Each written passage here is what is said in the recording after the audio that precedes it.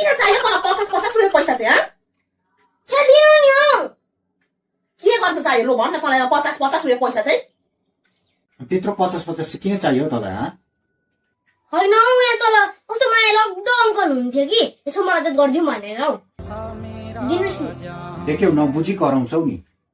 केटाकेटी भनेर हुँदैन नि यिनीहरूको पनि धेरै ज्ञान हुन्छ बुझ्यौ दिनुहोस् ल आऊ राम्रो कामको लागि त म दिन्छु नि हजुर दिनुहोस् नि धन्यवाद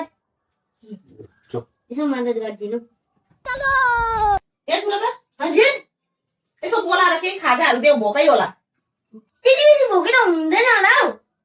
तिमीलाई चाहिँ कसरी थाहा भयो भोकै छैन भनेर अहिले माया लाग्दो भनेको होइन यत्रो बाल्टीमा मोमो बोकेर हिँडिरहनु भएको छ